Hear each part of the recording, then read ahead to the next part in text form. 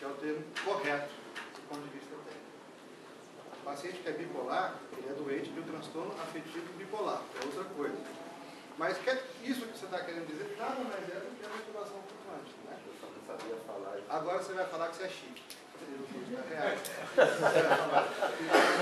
Tem a motivação flutuante. O cara vai falar assim,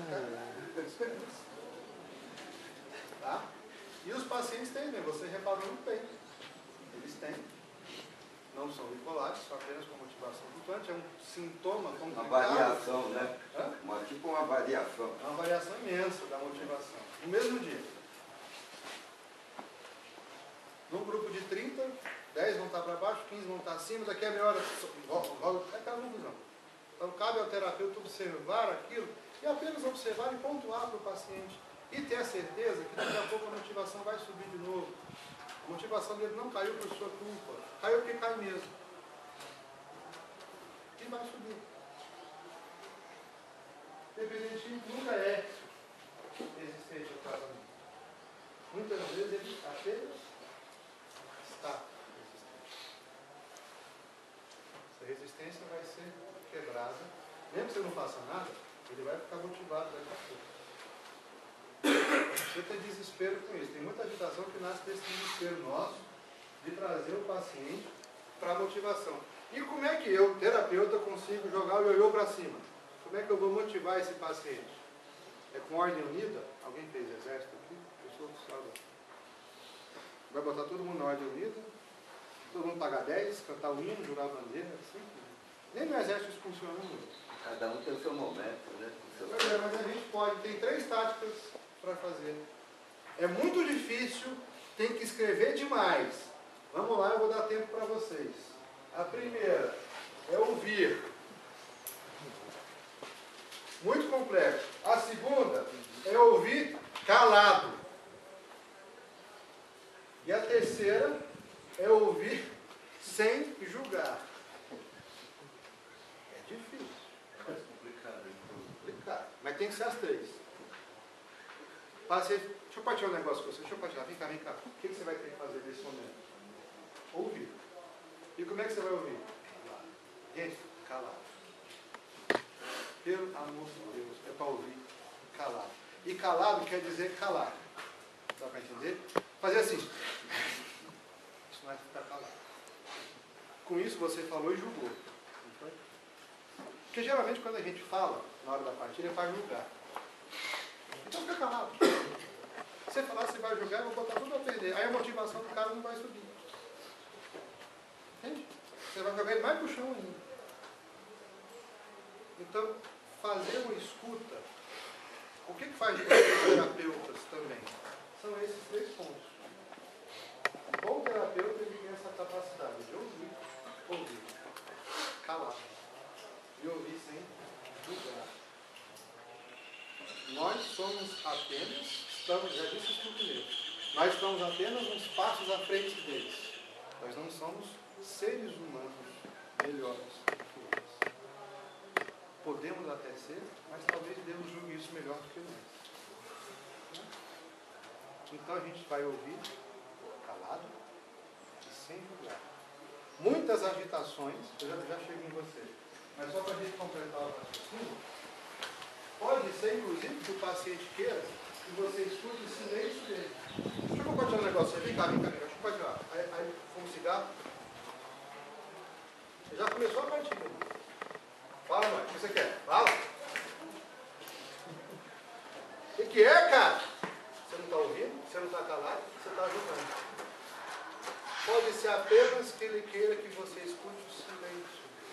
Vocês fiquem calados um diante do outro durante 20 minutos. Isso é partilha também. Esse é o espaço do paciente. De quem é o espaço do paciente? O paciente. Você usa do jeito que ele quiser. Ele pode usar para ficar calado. Ele quer só a sua presença, né? Ele quer só a sua presença ali, porque ele gosta de você. Ele nem gosta da droga. Muitas vezes as situações acontecem porque o terapeuta não percebe esse momento. Cabe a gente perceber. É trabalhoso, é difícil pra caramba, é uma arte. Mas é assim que funciona. É isso que nos faz terapeuta. Por isso que a gente pode bater no peito e dizer, eu sou um terapeuta, porque eu sei ouvir calado e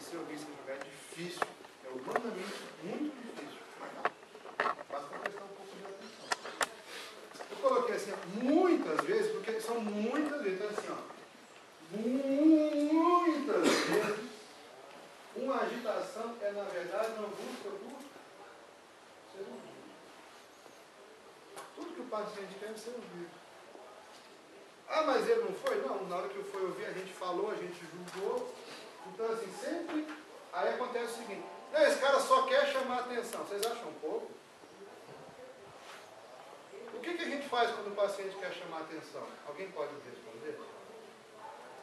Essa pergunta a mim ninguém acerta. Vocês acertaram? Eu quero ver se vocês acertam essa. O que faz quando... Isso aqui não cola, pô.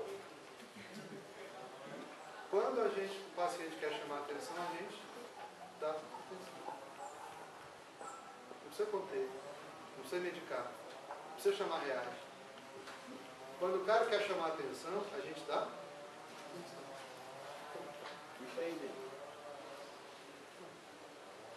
É assim que acontece. Ah, mas é um nóia. Então você não pode ser terapeuta, cara. Por isso que é difícil. Quem foi que disse que é fácil? Por isso que a gente tem que ser respeitado. Pelos nossos familiares, pelos nossos parentes, pelos nossos amigos. Porque a gente é bom. A gente é terapeuta. A gente escolheu isso da vida. Isso é outra coisa que é fácil. A gente escolhe muito. Quando o sujeito faz isso, geralmente é uma falha do terapeuta, naqueles 3 pontos assim. Pode prestar atenção. Quem queria falar? Então, eu preciso de uma ajuda numa situação. É assim, eu não sei dizer se é pedida de ajuda por conveniência ou qual que é. Veja bem, a pessoa chega até mim e fala, preciso partilhar.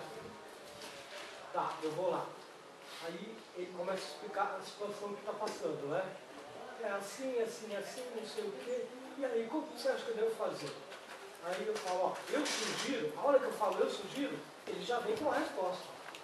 Aí tal, fala. Aí ele dá uma paradinha, fica ouvindo, apreensivo, né, a minha resposta. Aí eu falo, então, eu sugiro que você, mas porque assim. Aí veja bem, aí eu já começo a ficar mal, inverte o quadro. Deu para perceber que ele não quer que você sugiro? Deu para perceber o quê? Que ele não quer que você sugiro. Então, aí... Quando você me perguntou, por isso que eu fiquei fazendo assim quando você perguntou, ó, sem julgar, porque você fala assim, eu não sei se o paciente me procurou, o que você falou? Conveniente. Já julgou. Já foi bom. Sem julgar é isso. Você não precisa falar para ele que está julgando. Ele te procurou porque ele te procurou. Pronto. Se você está achando que aquilo é conveniência, é treta, é mentira, você está julgando dentro de você. Entende? É para ouvi-lo sem julgar. Ele está te procurando porque ele está te procurando. Pronto. Aí ele vai falar um monte de coisa. Pergunta que o terapeuta mais tem que usar. O que você acha? Ah, cara, o que eu faço? O que você acha? Aí fala. Muitas vezes, em meia hora de partilha, a única frase que você disse foi: o que você acha? Está resolvido para ele. Você está jogando para ele, né? Você joga para ele de um jeito brando, tranquilo, ouvindo, acolhendo, cuidando, terapeutizando. Sabe? Se a gente acha que o paciente está nos procurando por conveniência, a gente está julgando. Não estou te culpando, não. Todo mundo faz isso. Mas é só para prestar atenção nisso. Porque quando você julga, é pior para você. Você contamina o seu momento com o paciente, se você não consegue raciocinar mais. E o paciente que só quer chamar atenção, precisa ter atenção. Você nunca mais responde, Zé. Não responde mais. Foi o Dema. Ah, foi o Dema? Foi o Dema. Então tá.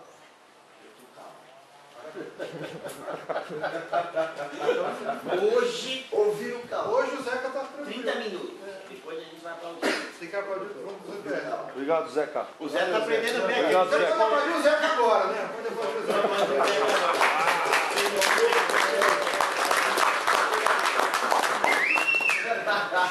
O Zé pegou bem aqueles 3 primeiros pontos Zé ali. foi Pegou bem. Mas aprendeu. Demorou, mas aprendeu, né, Zé? Ouvindo e escutar. Sem julgar. Ele não consegue ficar gente calado ainda. Mas parabéns. Vocês estão muito afiados aqui, vocês estão acertando tudo. É bom. É bom. Se não fosse, eu não falava. A gente tem que ficar. Esse conceito é chatão. É o último, está acabando. Compreenderam a ambivalência? Compreenderam a motivação flutuante? Vamos agora para o tempo concreto, difícil. É um conceito moderno de uma área da psicologia que chama cognitivo. Tempo concreto é o seguinte: tempo para o dependente químico não tem relógio, tem ação. Então, não existe 6 da manhã, existe hora do café. Se ele não tomar café às 6 da manhã, ele não vai saber que são 6 da manhã. Ele tem que tomar café. Não tem? Não existe meio-dia, existe hora do almoço. Que hora é agora? Hora do almoço. Ele nunca vai responder meio-dia. Porque um sintoma do dependente, ele não faz isso porque ele é louco. Até pode. Mas ele faz isso porque ele é dependente químico. Então, o dependente químico acha que tempo é sempre uma ação. Não adianta responder para ele que são meio-dia. Tem que responder a hora de almoçar. Ele vai entender. Tempo é sempre uma ação. Certo? Vamos dizer por que isso é difícil. Muitos deles avaliam, né, o tempo aqui conforme os trabalhos que nós demos para eles, né, avaliações. Então ele vê, pô, é a segunda avaliação,